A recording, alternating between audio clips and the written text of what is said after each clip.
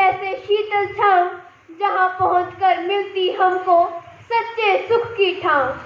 आज मचा है विश्व भर में भीषण हाहाकार, इसका कारण है हम भूल रहे अपने संस्कार।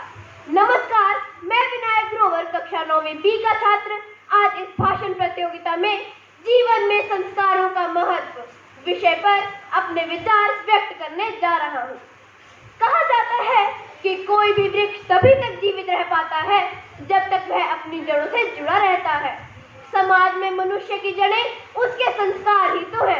भारतीय जीवन शैली को विश्व भर में श्रेष्ठता माना गया है।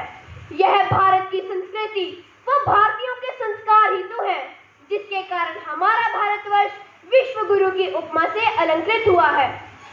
संस्कारों ही गुणांतराधानमुच्यते, अर्थात मनुष्य के दुर्गुणों को निकालकर उसमें सद्गुणों का आधान करने की प्रक्रिया का नाम ही संस्कार है। मनुष्य के जीवन में संस्कारों का महत्व वही है जो जीवित रहने के लिए प्राणवायु का है।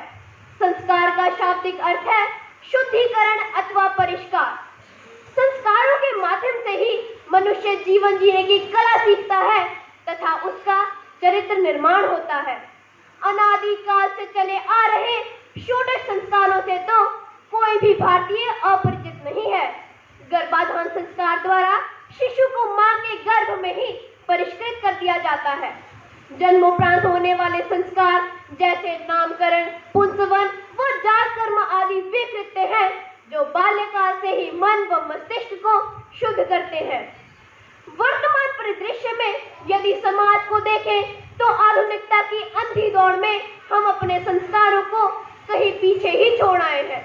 हमारे देश भारत में दिन का आरंभ कभी माता पिता के चरण स्पर्श करके होता था, परंतु आज संस्कारों के अभाव में माता पिता वृद्धाश्रम में रहने को विवश है।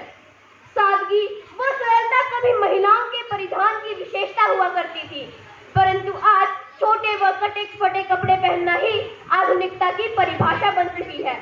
पाश्चात्य प्रभाव ने हमारे संस्कारों की जड़ों को उखेड़ कर रख दिया है।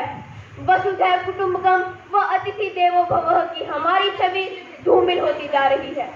आज का बालक मां के पल्लू से मुंह पोंछने के सुख को जानता ही नहीं। आज हम संस्कारों का दावा तो करते हैं, परंतु क्या सिर्फ अंग्रेजी बोलना व पाश्चात्य वेशभूषा धारण करना ही सुसंस्कृत होने के परिचायक है? अपने संस्कारों से दूर आज हमारा जीवन उस कटी पतंग की तरह हो गया है जिसका अस्तित्व तो है परंतु कोई लक्ष्य नहीं।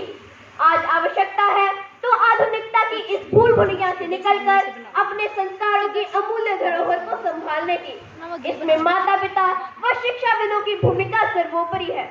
तो आइए अपने भारत की इस अनमोल संस्कृति को पहचाने ताकि हमारे संस्कारों का रक्षण व पोषण हो सके तथा हमारा भारतवर्ष विश्व पटल पर वज्रमणि बनकर सुशोभित रहे। अंत में अपनी वाणी को विराम देने से पहले यही कहना चाहूंगा, भारतवर्ष के हर आंगन में नैतिकता के पुष्प खिले।